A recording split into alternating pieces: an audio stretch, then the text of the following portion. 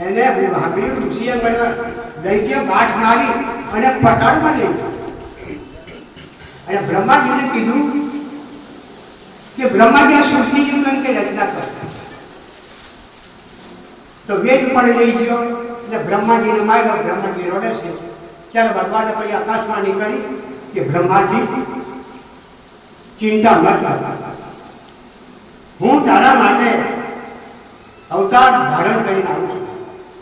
ત્યારે બ્રહ્માજીના રસોડાની અંદરથી ભૂનનું બચ્ચું પડ્યું વડા અવતાર, જે આપણે ભૂન કહીએ ને ભૂન આપણે ખાય એ વડા અવતાર એને ધારણ કર્યો અને જડ જઈને બંબાકાર હતો એમાં મારી મૂર્તિ તો સાતમા રસાતળે આ પૃથ્વીને બગલમાં મારી લઈ ગયો. ત્યાં એની હાથે 3000 વર્ષથી યુદ્ધ કર્યું. ત્યારે હબરી દૈત્ય મારી અને પૃથ્વીના એના બે જે શિંગડા હતા દાંત એ દાંતની ઉપર લાવીને બ્રહ્માજીને આપ્યું કે લે બ્રહ્માજી આ સૃષ્ટિને રચના.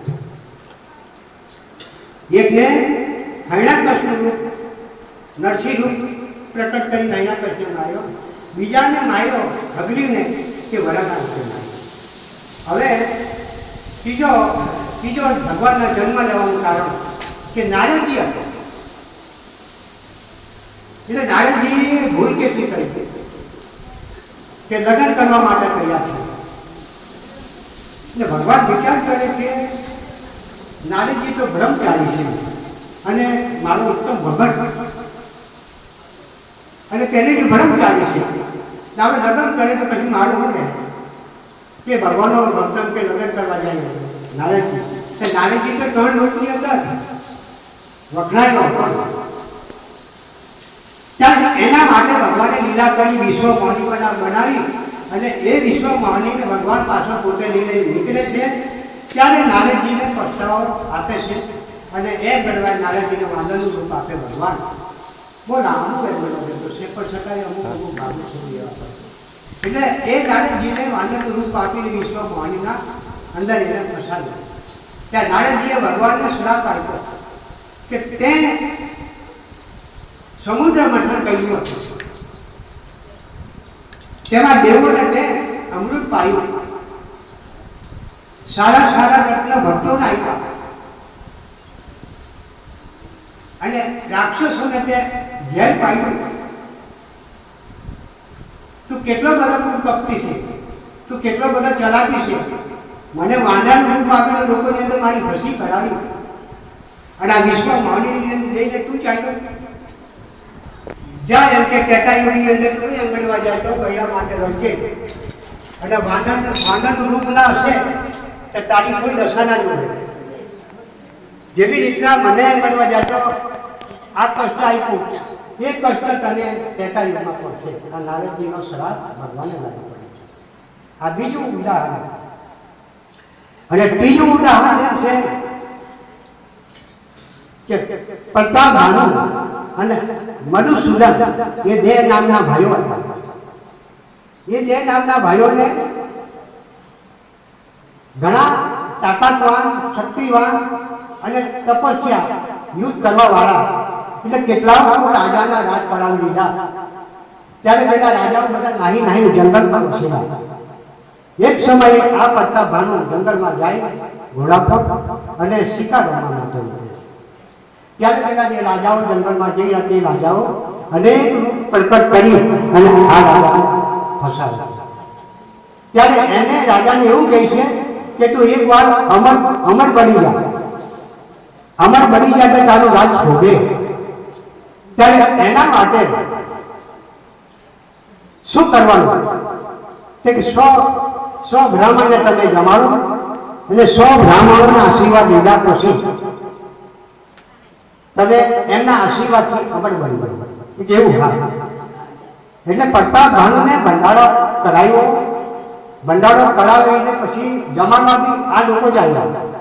જમાડવા માટે બેસાયેલા બ્રાહ્મણ લોકોને પલાટમાં આળધમ અને પેલા લોકોએ મળવા જાય તો આ જે દાળ ભાત શાક લાક્ષી પકવાનો બનાવેલા તેમાં આ પાપી લોકોએ 4, 5, 6, 10, 15 વકડા કાપીને નાખી દીધા અને એ પોતે બ્રાહ્મણ લોકોને જમાડે છે પછી જન્મા પછી બૂમ પાડે કે બ્રાહ્મણો તમને ખબર નથી તે કે શું આ તો બકડા બનાવેલા છે, આ તો બકડાનું શાક છે. એટલે બ્રાહ્મણ ઉઠી ગયો, માઠી ગયા જોવે અમારી સેવા કરી એટલે એને શરાબ આપી કે જ્યાં પૂર્વ જન્મે રાક્ષસ બન અને પરમાત્માના હાથથી તારું નૃત્ય થશે. ત્યાં એ પડતા ભાનુ રાવણ બહેનો અને બીજો એનો જે ભાઈ મળી સુનન એ કુંભકર્ણ હતો. હવે કુંભકર્ણને શું કહ્યું? આ લોકોએ 6 મહિનાની નિંદ્રા આપી. બ્રહ્માજીનું તપ કહ્યું કુંભકર્ણને, ત્યારે એને 6 મહિનાની બ્રહ્માજીએ નિંદ્રા આપી અને 6 મહિના જાગ્યો. પરમાત્મા એમ કહી દીધા 12 મહિના તો જાગે તો કયા સૃષ્ટિ પર કઈ રહે નહીં, આ બધાને મારી નાખશે. એટલે બ્રહ્માજી એને 6 મહિના મારી છે. અને દારૂ પીએ એટલે લગભગ એક ટેમ્પો આખો ભરીને ટેમ્પો હોતે એટલે એક જ દારૂ પી જાય. હવે આવો માણસને મળવા જાય તો આ સૃષ્ટિ પર પેદા થયો તમે વિચાર કરો. એટલે એમ મળવા જાય તો પરમાત્માનું આ ત્રીજું કારણ. અને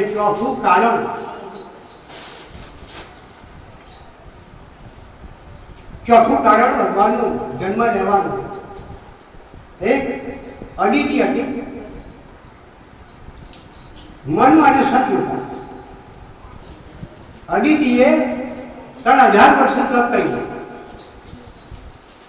3000 વર્ષ તપ કર્યું ત્યારે ભગવાને એને દર્શન આપ્યું કે સતી આના માટે ત્યાં ઉગ્ર તપ કર્યું કે પ્રભુ મારી મનની ઈચ્છા પૂર્ણ કરવા માટે મેં તપ કર્યું છે કે જે માગે તે માગી લે, હું તને આપવા સમર્થ છું. ત્યારે અદિતિએ વચન માંગ્યું કે પ્રભુ આ યુગની પણ યુગો જુગો સુધી મારા ભગવતી તમારે જન્મ લેવો એવું માગ્યું. એ અદિતિએ કશ્યપ ઋષિની પત્નીએ આ માગ્યું. ત્યારે એમ કરવા ત્યારે બીજો અવતાર એનો મનુ અને સતયુગા. ચોથું કારણ અને પાંચમું કારણ પરમાત્મા. ત્યારે પાંચમા કારણની અંદર મનુ અને સતયુગા 21,000 વર્ષ તપ કર્યું. 21,000 વર્ષ તપ કર્યા પછી એને પરમાત્મા દર્શન આપવા માટે થોડી વિઘ્ન આવ્યું. ત્યારે બ્રહ્મા અને વિષ્ણુ અને મહેશ્વરી ગયા મનાવવા માટે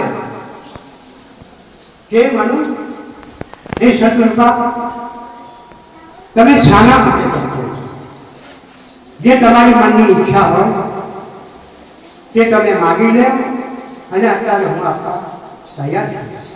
જે વર તમારે માગવો હોય તે તમે માગી લે. પણ બ્રહ્મા વિષ્ણુ મહેશ્વરના દગાવવાથી એ લોકોએ તપ ના કર્યું. એ લોકોએ તપ ના કર્યું ત્યારે પરમાત્મા પોતે જે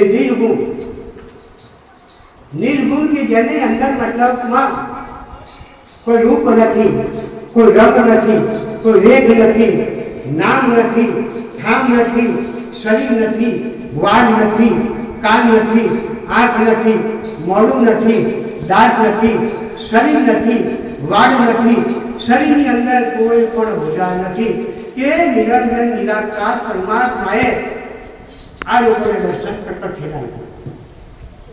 એ દર્શન એને શક્તિ સાથે દેવના આપ્યા હે મનુ અને હે સતયુગા, તમારી મનની શું ઈચ્છા છે તે મુજબ તમે માગી લો.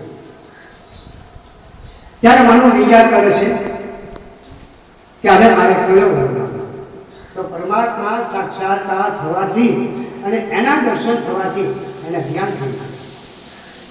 ત્યારે ભગવાને એને આદેશ આપ્યો કે મનુ જે ઈચ્છા હોય તે પૂર્ણ કરી લેજો. ત્યારે એમને માગ્યું શું કે પ્રભુ જેવી રીતના માછલી પાણીમાંથી બહાર પડે અને પ્રાણી જાય, માછલી પાણી વિના જીવતી નથી, એવી રીતના હું પુત્ર વિના ના જીવું. એવી રીતના હું પુત્ર વિના ના જીવું. કેમ કે પુત્ર એ પરમાત્મા છે ને. હું તો જાણી ગયો કે આ પુત્ર હું આ માગવાનો છું. એટલે એમ કરવા જતો એને તેની કરી એને પાણી પહેલા પાર બાંધી પછી એમ કે ભગવાને કીધું બીજા કરતા જ તું છે માગ્યું અને આ વાત મને આપી દીધું. બીજું કંઈક જે કંઈ તારી ઈચ્છા હોય તે બીજી વાત કરી મનમાં માંગ્યું પ્રભુ મારી મનની ઈચ્છા બીજી છે મને આપો બસ. ત્યારે ભગવાન આપો બીજી વચન આવ્યું બાપ જે તારી ઈચ્છા હોય તે કે પ્રભુ તમારા જેવો પુત્ર મારા પતિના ગર્ભથી આપે છે. કોને કેવું માગ્યું કે માછલી જેવી રીતે તડફડીને મરી જાય એટલે હું પુત્રથી પુત્રવતી તડફડી મરી જાય. એટલે આ માગ્યો પુત્ર એટલે પુત્ર પરમાત્મા જ આવવાનો. ત્યારે એમ કરવા જાય તો મનુ એ માગ્યું વચન પરમાત્માએ આપ્યું પણ એમ બે આયુષ્ય થોડું ઓછું છે. મનુ બધી ઉંમર થઈ ગઈ અમે તો તમને પુત્ર સંતાન મળે એમ નથી પણ કદાચ એમ કરવા જાય તો હજારો વર્ષો તમે સ્વર્ગમાં જાઓ અને સુખ ભોગ ભોગવીને પછી યોજાને જન્મ લઈ. સતીને કીધું કે સતી મનુ તમારે જે માગવું હોય સતી તે પણ માગી લો એટલે 7 રૂપિયા માગ્યું છું. એ વિચાર કરે છે કે પરમાત્મા જે જન્મ રહે એ તો મારો પુત્ર બનીને આવવાનો પછી મારે મતલબમાં બધી જે ઈચ્છા છે તે કામ પૂરી કરા તો મારે શું માગવાનું છે. પ્રભુ એમ કરવા ગયા તો બસ જે તમે કીધું કે મારી મનની ઈચ્છા પ્રમાણે મુજબ મને આપજો. આ કરતા શું કરી દીધું. હજારો કરોડો વર્ષો સુધી એ મનુને 7 રૂપિયા સ્વર્ગને ભોગવી અને યોધ્યાને ચૈતર સુદ રામનવમીના દિવસે મધ્યમ દિવસે આ જન્મ ભગવાને કેમ જન્મ લીધો કે રાવણ અને કુંભકર્ણ અને મેઘનાથ